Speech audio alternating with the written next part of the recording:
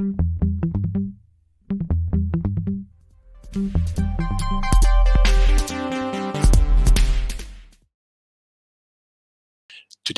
as I was saying, for this session, we are here with Uli and Cécile from Bayerischer Rundfunk. My German is terrible, so I'm sorry for that. It's Bavarian radio, and we are gonna hear from them about the first 10 months, or about 10 months, if I'm not wrong, of their AI plus automation lab, and how interdisciplinary teams can work on AI projects in newsrooms. As I was saying, Uli and Cécile are also part of one of our collab teams, and earlier today we presented their study on connecting users to quality journalism with AI-powered summaries. You will find the study on the collab page of journalismai.info, and I strongly encourage you to check it out.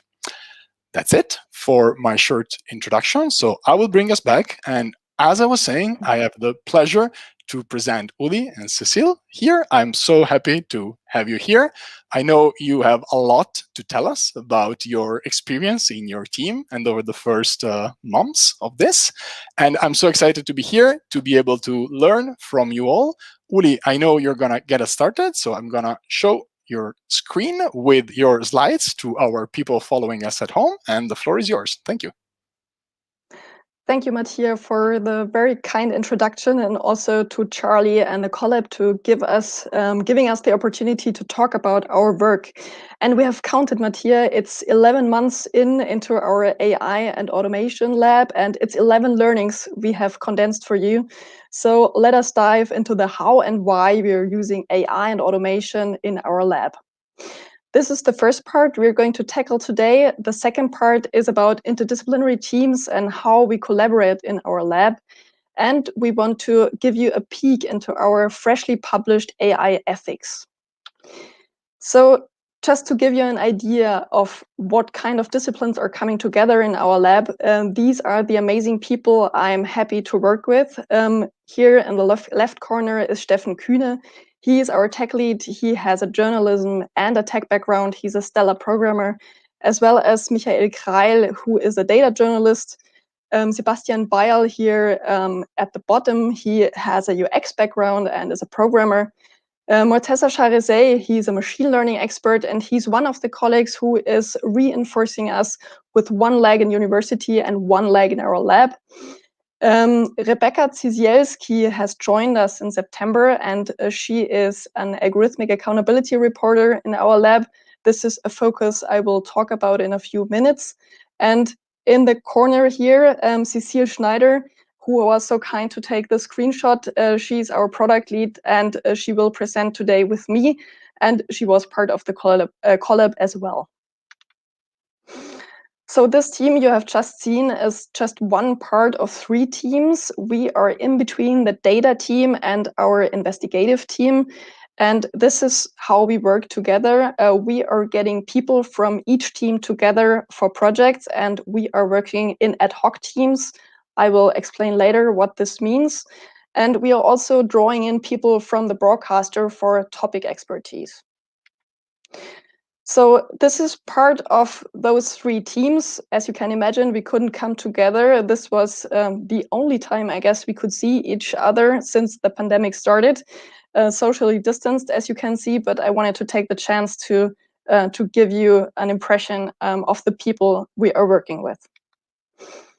All of us, we are taking algorithms and automation for journalism, and we are using it for investigations and for automated formats. And now we jump right in why we are using AI and what we are using AI for.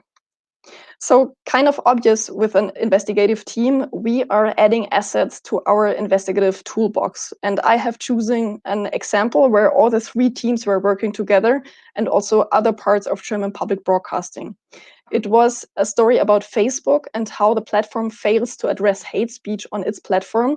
We gathered a lot of data in private groups, and we found that there was a lot of Nazi content, in part illegal content, that stayed there in part for years.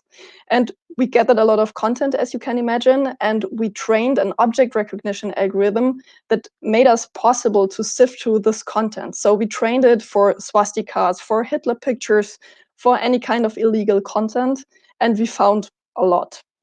And well, I would say, ironically enough, we took a Facebook algorithm to train it. It was an algorithm that was developed by Facebook Research.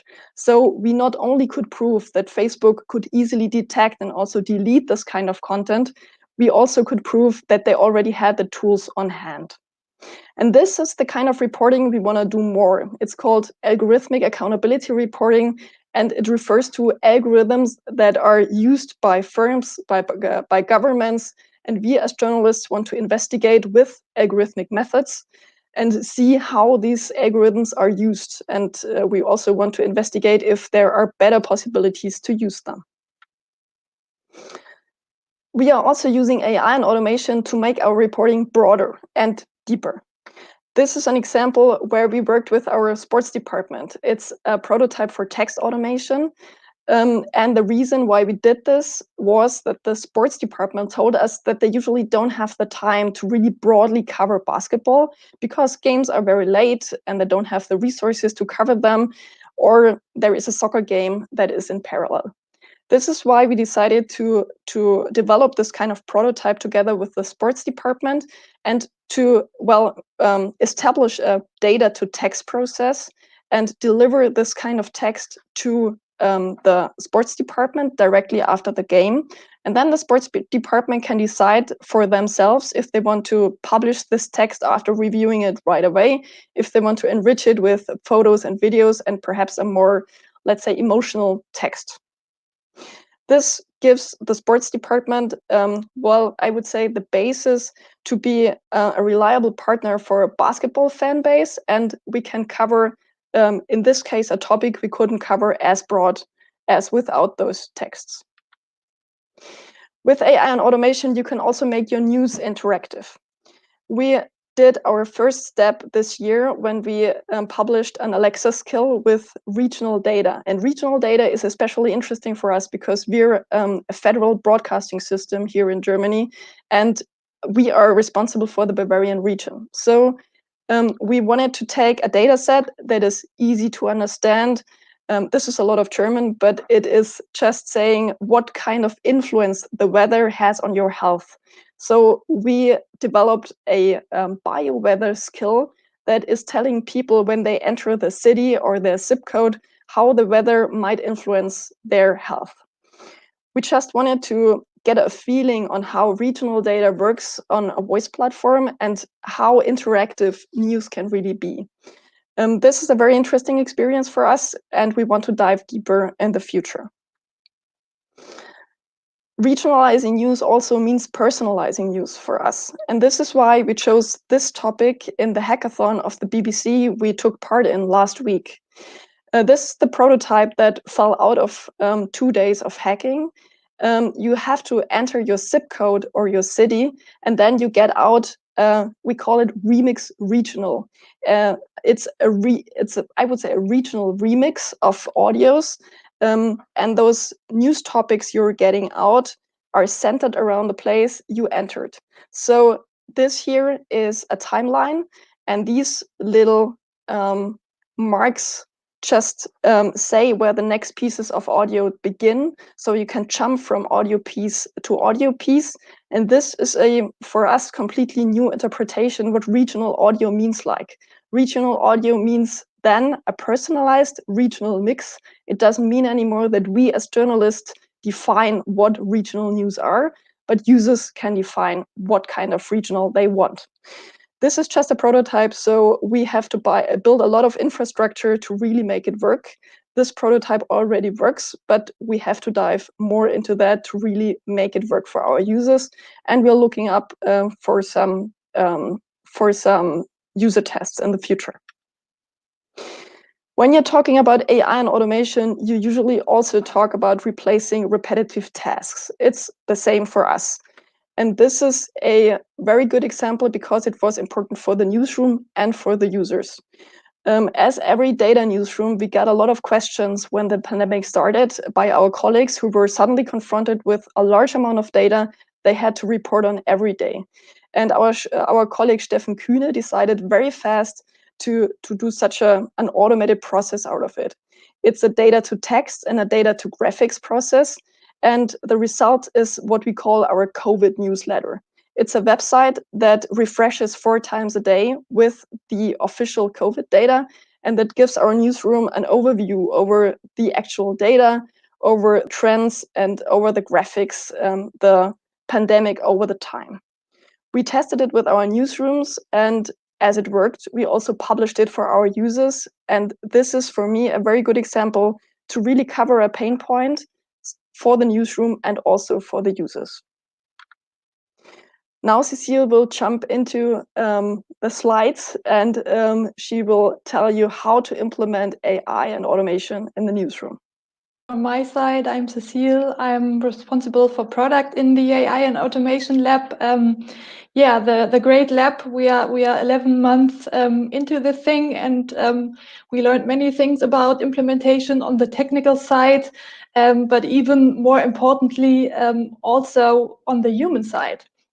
With the first thing being stakeholders. Like before we even started the first line of code, we were wondering how we could meaningfully introduce ourselves into the organization. And we all hear these stories, like Microsoft has laid off 15 editors from MSN who did the front page, and this whole "the robots are taking the jobs" narrative, which I personally totally disagree on, but it's still in the back of people's minds, and we have to handle this kind of stuff. So what we did was first thing to approach our staff council, which represents the employees of Bayerischer Rundfunk, and we invited them to a meeting, and then we introduced the lab, we introduced our missions, we laid out the projects that we wanted to tackle, and most importantly, we also explained the benefit that we are intending to deliver for the newsroom. And yeah, this was one internal meeting that we did. We also took advantage of others. We have several internal communication formats that we used. We also published on the intranet a lot, and yeah, this helped us to get us our message across. But of course, when it comes to benefit, actions speak louder than words, and a great thing to do that and prove your benefit for the organization is to look out for pain points.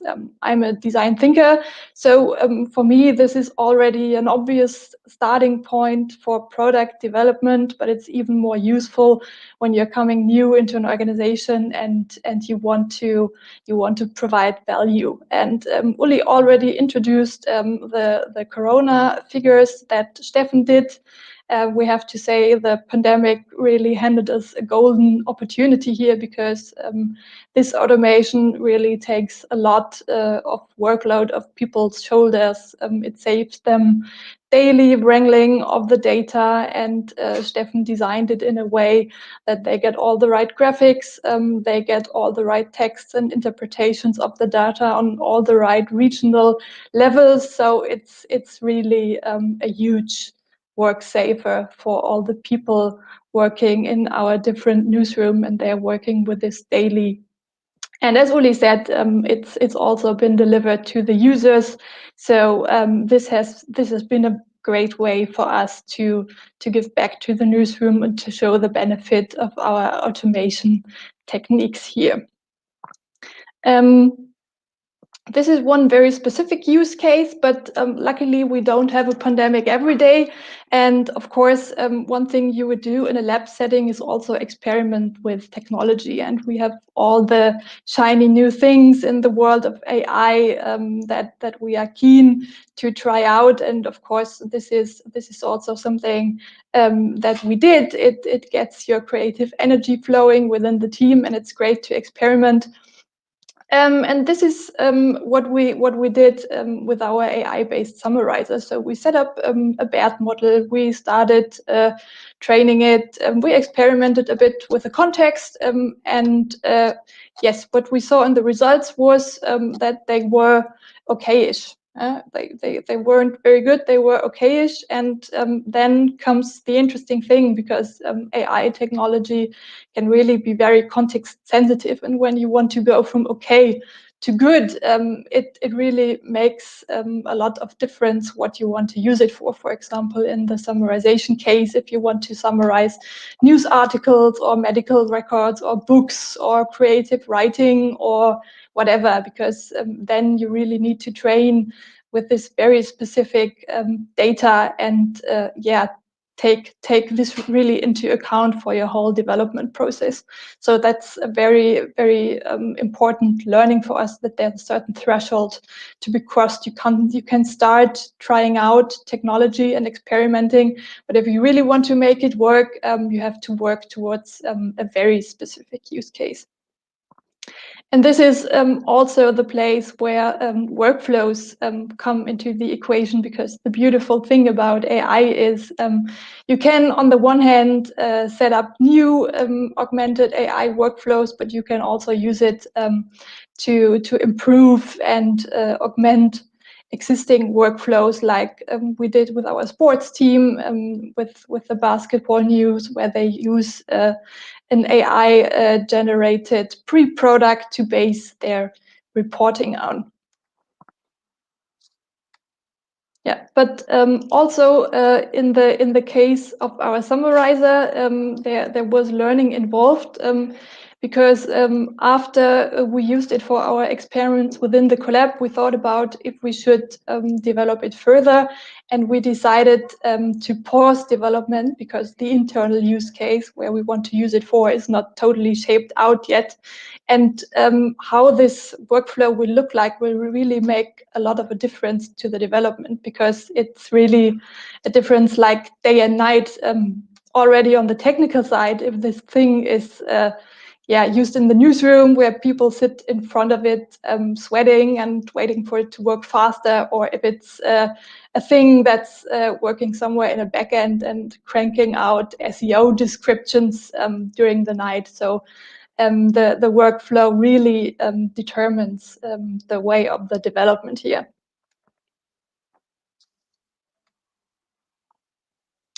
Yes, and another very important learning is that it's also good to support the strategic goals of your organization.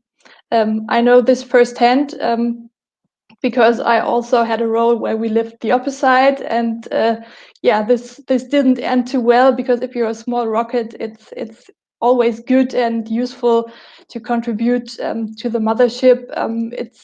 It makes easier for yourself to push for staff, to push for funding. But the most thing, of course, is to create value in the currency, so to speak, that your main organization values. And this can look very different between different newsrooms. It will probably look very different for you. Many of you are working towards goals like generating subscriptions, and for us as a public regional broadcaster in Bavaria, in Germany, it's of course something different. For us, a very important challenge is to provide people with regional content that enables them to make informed political decisions on the regional level. And this is why we thought about, for our BBC Hackathon prototype, about how we could use this content that we already have. For example, in the linear radio programs, we have these regional news here for all the Bavarian counties and sub-districts. And we thought about how we could make this more accessible for the users, and also how we can serve it up in new ways and make it a more regionalized and personal experience. So basically what we did was make a structured journalism project out of it, and that's when we also get into the realm of infrastructure, because for this prototype we had the help of our archive, who really handpicked the content and groomed it and added all the metadata we needed by hand. But when you want to make this work on a bigger level and scale the whole thing, you find yourself really in the infrastructure and IT departments, and you have to think about questions like how is your content produced, how is it tagged, where is it stored, what are the systems involved, and to make this structured journalism thing work. For example, you have a piece of content, you have to atomize it in many little pieces. These have to be tagged, these have to be stored, and when you do everything right here from the production over the IT to the archives, then you can create a system. I like to call it Lego, where you can pick out the little pieces and stick them together to new products and experiences. This could be automated video, but this could also be summaries, or it could be a smart speaker experience. But of course, this is really a long-term game that you're starting when you want to shape legacy systems and change the infrastructure. Of course, you need all the learnings to inform your decisions. And that's when we need to feed back our learnings into strategies. That's what prototypes are great for.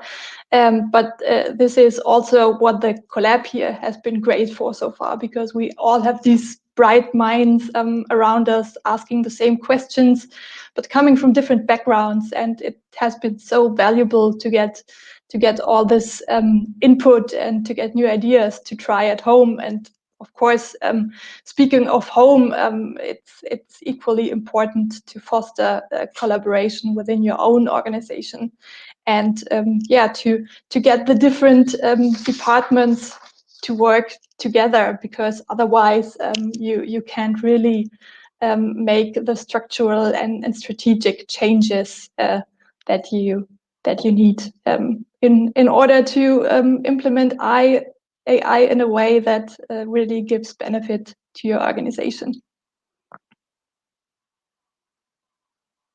I'd like to hand back to Uli here. Thanks, Cécile. Now we're jumping into a topic I was lucky to research during my Nieman year at Harvard and MIT.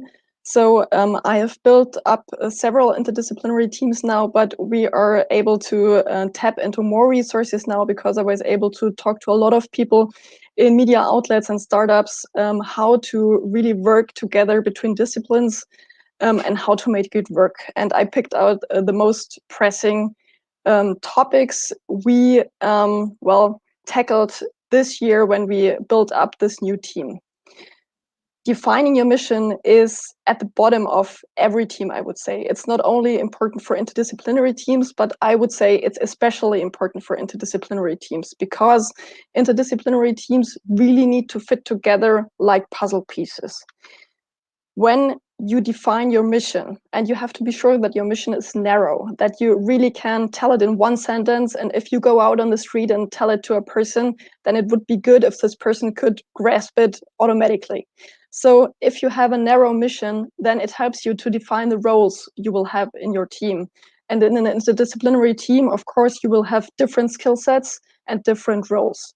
These roles really define who you are talking to, who you're bringing into the team, and of course, the people in your team will define the work you're doing.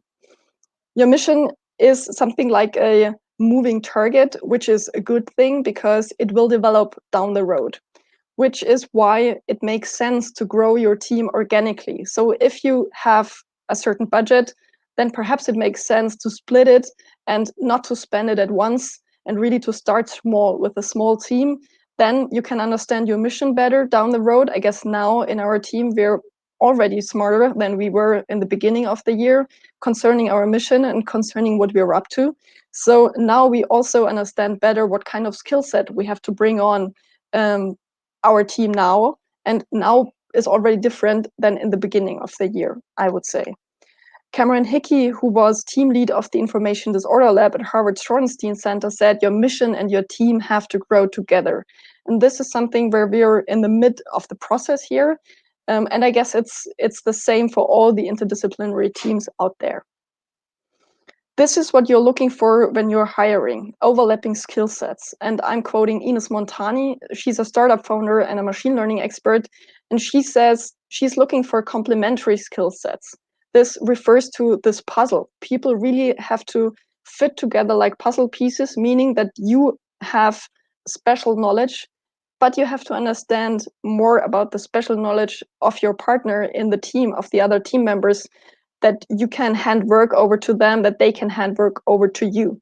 When you start off, I guess you will start off more as generalists, because small teams usually can't afford specialists, not in the meaning of money, but in the meaning of tasks. And as you're growing, you can afford to be more and more specialist. Finding the right newsroom model is really not easy. This is something where Aaron Pilhover helped me think about when he said, you have to ask this question when you are thinking of embedding a team in a newsroom. How far along is the company in shifting the values from the traditional to the digital product? In terms of what kinds of teams are out there, all the teams I've been talking to were somewhere in between centralized and embedded, somewhere between those two poles. And centralized means that a team is sticking together, they are honing a certain expertise. Of course, they can collaborate with other teams, but they are really together as a team. Embedded means that some experts from the teams enrich other desks, enrich other teams, and stay there, perhaps on a permanent, perhaps on a temporary level. Going back to Aaron's question, is the digital product valued? If you answer this question with, well, I'm not so sure, then it's better to start off centralized, because you might need a more protected environment for your team. Also, when you start off as a team, it makes sense on a human level just to get to know each other better before already embarking to other departments in the broadcaster. When you're getting bigger as a team and more accepted in the broadcaster, then it makes sense to think about embedded versions, because this really helps you to disseminate what you have as methods in terms of knowledge, in terms of innovation in your team within the broadcaster or within the news outlet.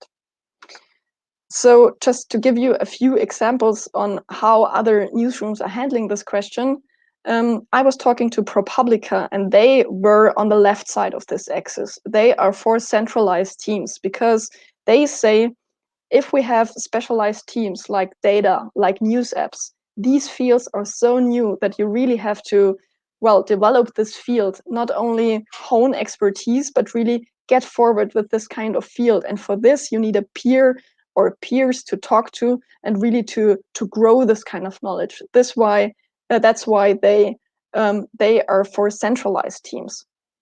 The New York Times just changed from a centralized to a more embedded model. They have huge teams in terms of persons, in terms of expertise, for example, graphics. And they are sending people from those teams to other desks to enrich them. For example, graphics, Hannah Fairfield is an example, coming from graphics and enriching the climate desk, and now even heading the climate desk.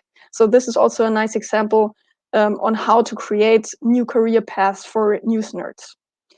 The Washington Post is somewhere in between. They call their model ad hoc models, ad hoc teams, ad hoc model or ad hoc teams. And this is the model we are also using for our 3 teams. It means that the teams are sticking together as expert teams, but for the projects, you can really combine different people with different expertise for the projects. People are staying together for the project and then going back to their teams, which makes it possible to hone a certain expertise, but gives us the flexibility to really combine different people for exciting new projects. This was the very condensed version. If you want to dive more into that, I had the chance to write down my research for Nieman reports, and you'll find more on that here. Now let's jump into our third part. We just published our AI ethics guidelines. This was part of a big strategical process we had here in our broadcaster, and we developed an AI strategy within an interdisciplinary group in our broadcaster. And a large part of the strategy were the ethics part.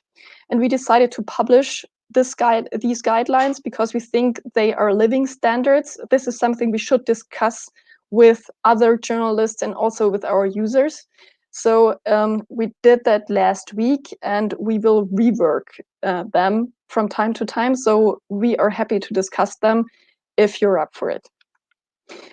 These are just the most, I would say, pressing topics in those guidelines. This is our focus because it doesn't matter what kind of technology we're using, AI and automation or any other kind of technology. In the center of our, well, I would say mission is that this technology is here really for the user benefit, and it should augment journalism. It should make our journalism better. So we are using AI and automation either to really be more effective and to have our hands free for real reporting, creative tasks, or something where a human really makes a difference, or we want to use AI and automation to strengthen our USP. Those algorithmic accountability stories I was talking about, we would not be able to do those without this kind of technology. So this really makes a difference, and this would fulfill our mission. We try to strive for a conscious data culture, meaning that we only store as much data as necessary, that we are aware that training data can be biased, and that we really want to make clear that metadata is at the core of what we need in the future as journalists. When we are publishing automated stories, it is absolutely clear that the newsroom has to be in control and that there is editorial control, but we have to translate our processes. When something is really automated, you can't check piece by piece what you usually do when you're publishing journalistic stories. In this case, you have to check the data, you have to check the data source, and you have to check possible calculations in between. So those ideas of how editorial control can be executed have to be translated to the age of automation. Transparency is something that is really at the core of what we are doing as data journalists, and we had the chance to practice that in our data team for the last, I would say, 6 or 7 years or so. We are publishing our methods. We are very clear about what kind of data we are using, where the flaws of the data might be, and also what we don't know about the data. And we just want to continue this when we're using AI and automation. These are, by the way, only new tools in our tool set, so this still is very important for us. And we want to strive for an anti-discriminatory use of our tools of AI and algorithms. We want to make sure that we can be inclusive as a broadcaster, and I'll give you an example right away. Our archives are working on a very, I would say, nice project because we have, as a regional broadcaster, a lot of dialect content, and the archives are training a dialect model that in the future, perhaps if you're using a smart speaker and speaking dialect, then you're still able to use the smart speaker. As we are having this kind of content and we are able to train models, we are trying to do that and hopefully be able to provide that in the future. If you want to dive more into our ethics guidelines, here is a QR code, and this is the URL. You can really read everything. Please comment on it. Please share your ideas and thoughts with us. We would be very happy to discuss that. And now we're looking forward to your questions. Here you still can see the QR code if you didn't have a chance to scan it. Well, yeah, happy to discuss with you. Thank you. Thank you both, Uli and Cécile, for the excellent presentation. I'm going to leave your slide there for a few more seconds. No, not anymore. So, sorry, my bad. Good. That was amazing. Thank you so much for bringing us in the learnings of these moms. And I mean, it's really, I've always admired in these moms working with you the openness about sharing the process and what you've been learning throughout the way. So I'm really happy we got like a complete version of it in this presentation. We have a lot of questions already, so I'll take, I've started checking on it, and the team is helping me on the side as well.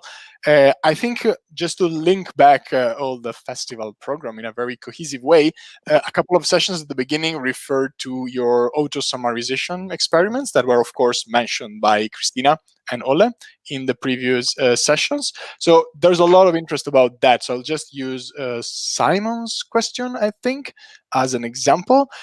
He's asking if that is open source, if it's available to use for others, and I guess in general, also considering other similar questions we got from Telegram, if you could tell us a bit more specifically about that and the process that led you to the creation of that prototype. Do you want to take this question, Cécile, or should I jump in? Yeah, I can take it. So we haven't open sourced it yet, but it could well be that we're doing so in the future. As we probably got across in our presentation, we are still in the very early stages of training it. So I don't know if at this point it would be really useful to other editorial teams, and we're currently working on a good internal match in case of use case to train it further. And we also had a question on Twitter earlier on the other presentation about how we trained it. There's also a little room for improvement because we trained it on 60,000 articles of our BR24 online platform. But the thing is, we didn't have real summaries for the articles. So we trained the model with the main article and the lead, which is close, but not really 100% a summary. So this would be another way where we could improve the prototype. And as I said, also in terms of the tech setup, yeah, a lot of decisions are still to be made. So it's a bit too early to tell. But in general, as our sister team BR Data also did with many of the things they worked on, we are totally committed to open sourcing the tools that we have. I think everyone following us will be happy to hear that and looking forward to following your work and be able to learn from it directly. Another question on YouTube was from Flor, a former fellow collab participant, and she is asking if you're using NLP or NLG, so natural language processing and generation, for the sports automated text, or in general, if any kind of robot journalism from data-driven templates, and if you could share anything about your experience with that. Yeah, it's something in between, I would say. I don't really like the robot journalism expression. We are talking about automated text or articles here. And what we use is also an open source thing because we are collaborating with the Technical University of Munich in this case. And yeah, what we're using for the text automation is called SimpleLng in the German version. I know there's also an English one. Yeah, and it's a natural language generation framework that is programmed in Java. And yeah, I like to think of it as sort of a grammar engine. So as in contrast to these text frameworks, it's a bit more flexible because you can do you just need to give it one word like basket, and if you have one or two of these or zero, then the framework detects that automatically and makes it either basket or baskets. So that's a bit of an advancement, but it's a really cool system and it's also open source. That's very, very good to hear. So I'm going to stay with Flor, actually, because Cécile, you just mentioned that collaboration with the Technical University in Munich, and Flor was actually asking if you, in general, collaborate with universities or startups of any kind. The answer, of course, is yes, I understand, but I wanted to hear a bit more from you about that specific choice, because, of course, collaboration is at the core of what you do within the newsroom. What is the added value, and maybe what are the added challenges of collaborating even outside the newsroom? Well, I guess we have a lot of expertise in collaborating within the newsroom. We gathered with our data team because, as I said, as a data team, we have kind of a genre expertise. And we are jumping from topic to topic, from sports to economy to politics. So we very early on tried to find topic experts in our broadcaster. And this is the beauty of our broadcaster, because you always find a topic expert who is into this very, very special topic and who can tell you everything about it. So it makes absolutely sense to integrate this kind of knowledge. And we ask usually early on if those people want to add on our team, and they're jumping on for the project, and also disseminate what we find out in their broadcasts. Collaborating externally is something we have to choose wisely, as you said, because we have limited resources and every collaboration makes a lot of work for everyone, also for the university, and we want to make this a good experience for everyone. So we started small with 2 experts, one from the technical university, Cécile just mentioned, one from St. Gallen, and we just are starting off with a student project because we also want to give students the possibility to dive into what we are doing. And also for our talent pipeline, this is very, very interesting to see who is coming next and who might be interested in journalism, because those people, machine learning experts, technical backgrounds, they usually don't think of journalism as a possible employer. This is something where we also should work as journalists, because we need those people, and I guess this is important. But we only can tackle a few collaborations each year, so we have to choose, and we are happy that we already embarked on 3. I have to follow up on that, Uli, because I think it's an extremely interesting topic that we also discussed yesterday in the panel about new careers in newsrooms and new roles and new skills that are needed. So I was just wondering if you could tell us a bit more of this project, where you're going to work on with students, and in general, like, what are the skills that you're looking for if you were to expand your team in the coming months? Sure. This is a collaboration with an innovation lab at the Technical University with people with a statistics and a machine learning background, and they are interested in journalistic topics. So what they really can do very well is finding patterns in data and doing the machine learning part. Our part is to add on the journalistic perspective on that. And our colleague Rebecca Cisielski is doing that. She's a specialist in satellite data, so perhaps we're very much in the beginning. Perhaps there will be something around that, but we're not sure because we're just starting in a, I would say, half-year experience for everyone. And concerning news nerds or people with another background, not only journalism, we experienced that you can absolutely find people who are eager to work in journalism. You just have to tell them that there's a place for them. And this is something we are bad as journalists, because we usually don't do any recruiting. So recruiting is a crucial part of our job. We are really talking to a lot of people.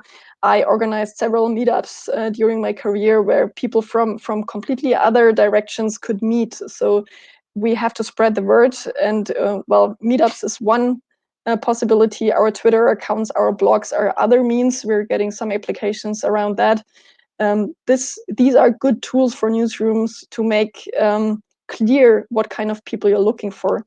And background-wise, we are looking for people with this kind of complementary skill set I was talking about when I was quoting Ines Montani. It's interesting if someone is interested in machine learning and in an editorial process, for example, just to name the most obvious example. But there are also bioengineers and people who are studying physics, who are handling huge data sets that are interesting for journalism. Thank you. That's excellent. And I have to use this opportunity also to remind people in our audience that we did an interview with you, Uli, earlier this year, where you touched upon some of these specific topics. So my team will be sharing the direct link on the YouTube comment chat and on the Telegram channel as well, so that people can actually read more about this topic of new skills in the newsroom from your personal experience as well.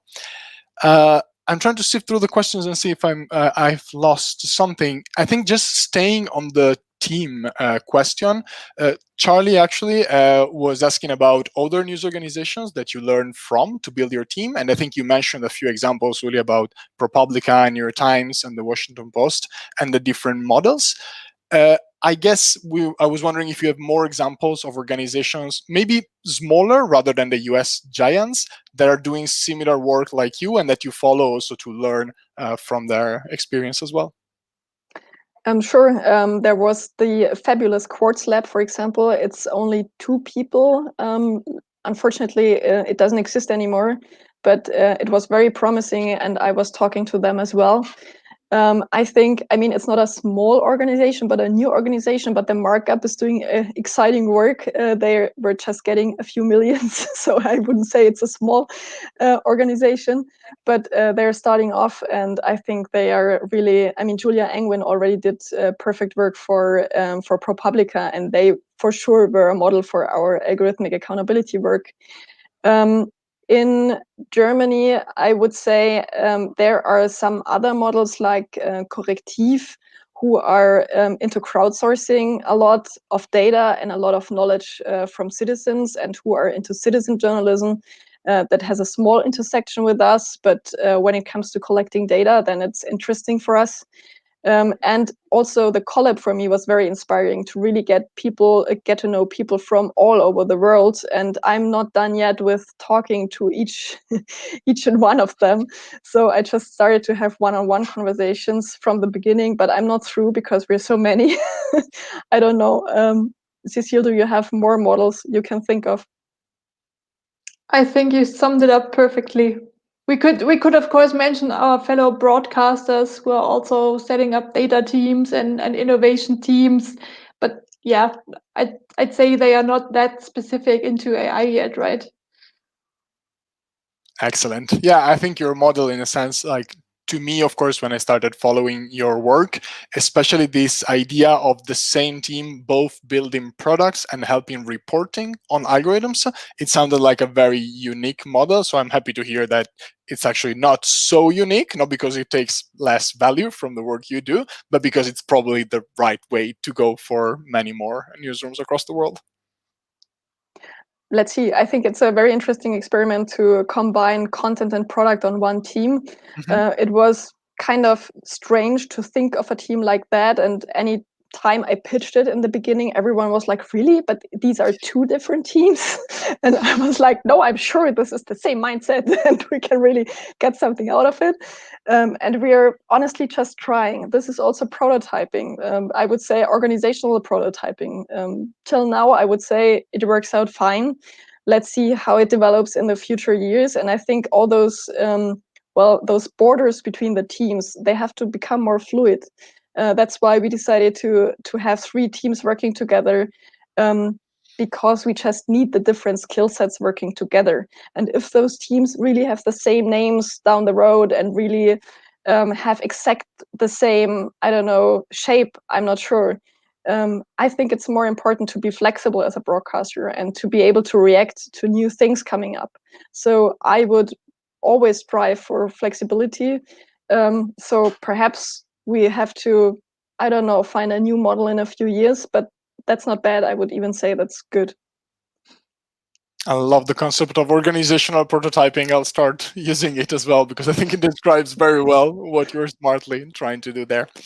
There's a question on Telegram from Vinit, I think, who was addressing the general question that many have about the concerns that as we move more and more into implementing automation, like jobs might be lost as we move forward. So I guess I wanted to have your take in general of this topic from your personal experience, and maybe as well if you could tell us about your own newsroom. How do they see your work? Has there ever been any concerns about what you do taking away from the work of editorial?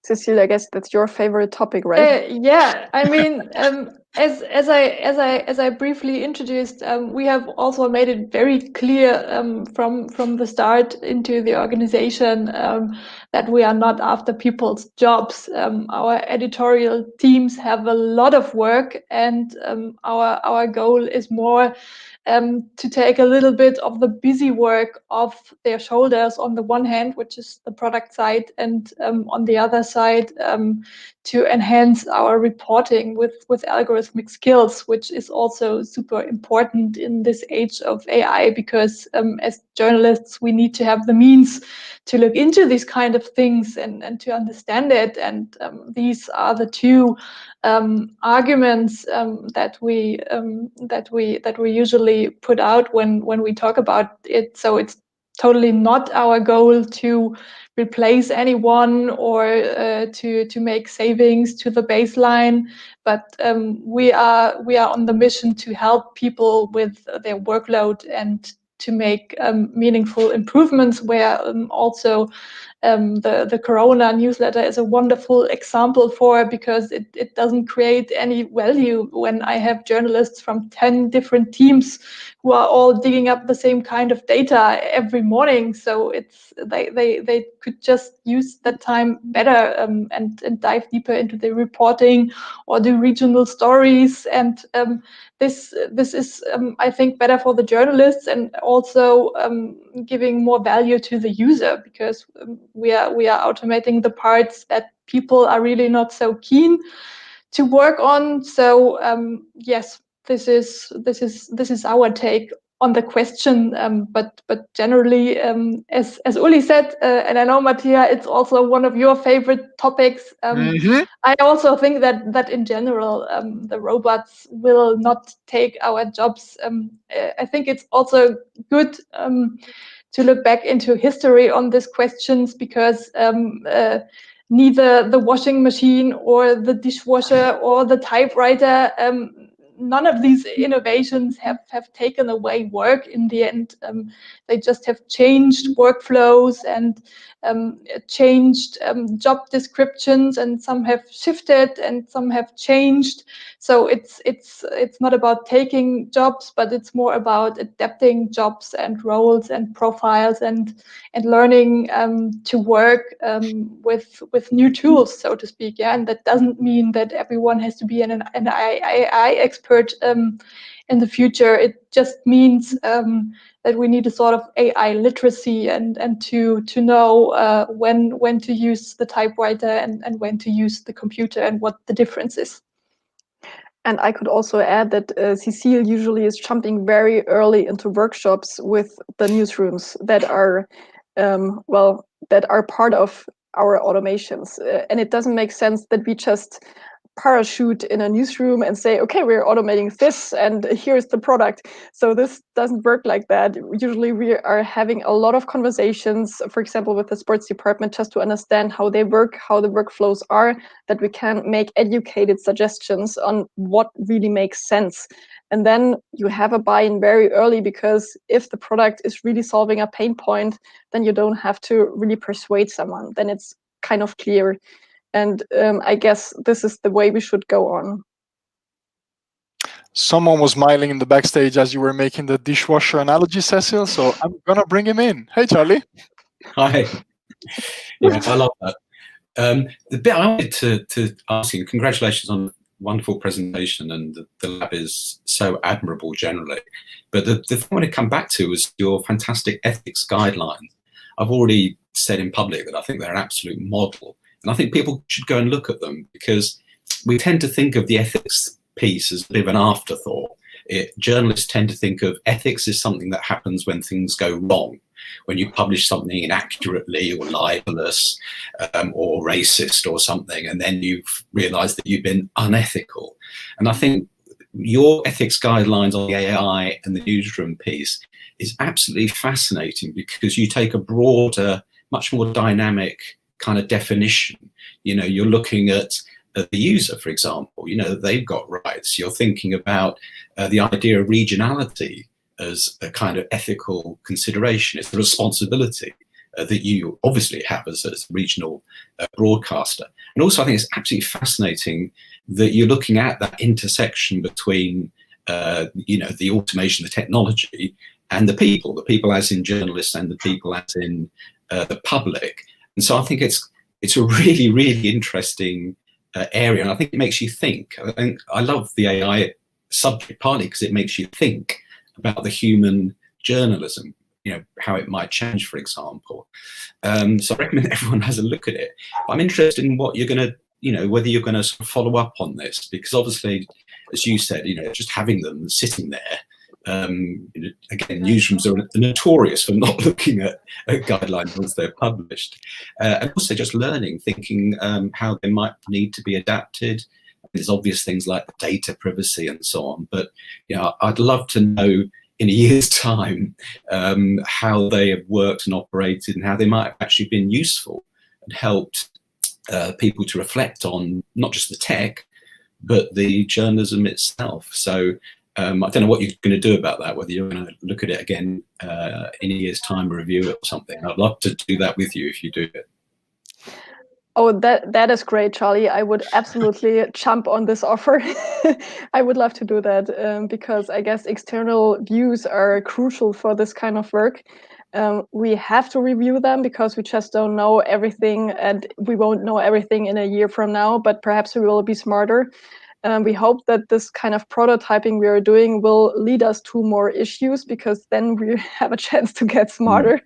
And we were keen on providing guidelines that really help the newsroom to decide when it comes to decisions, like what are we doing with our editorial control processes? What are we doing when we have the possibility to automate something? Is it a good decision to do that or not? We try to think of the rights, as you said, of the user, of the newsroom, of the journalists, of society, and also of tech firms. So it's really a very difficult construction. And I have to say, we have to give props to Jonas Bedford-Strom, who has developed large parts of the guidelines. He's doing a PhD in ethics and AI, which was really a huge help.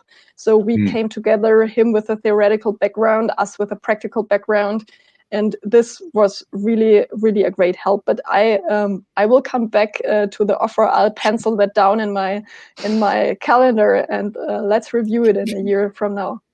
Yeah, and I love it as well because you're German's great philosophical nation. Ethics can get very abstract, but looking at that guide, it's also very practical, like the personalization idea that you should be thinking about.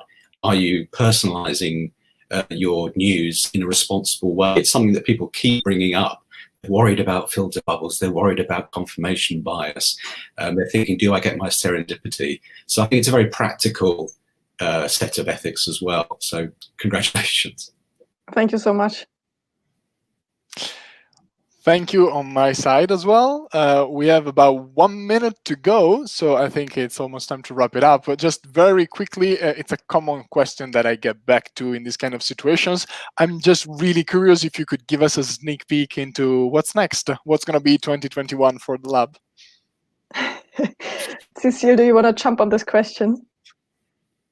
Maybe I start and you continue. Perfect. Yeah, I mean, Uli already mentioned a couple of new things that we were starting, like the student project on satellite data. This will surely be exciting. I'm still working on AI based comment moderation. So we did a part on that in this year, but we still plan to do another part and try another tool in the next year.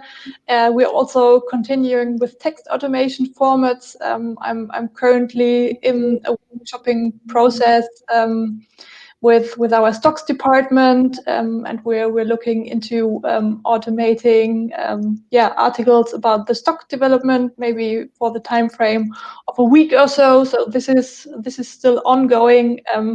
And of course there are a lot of more projects on the editorial side.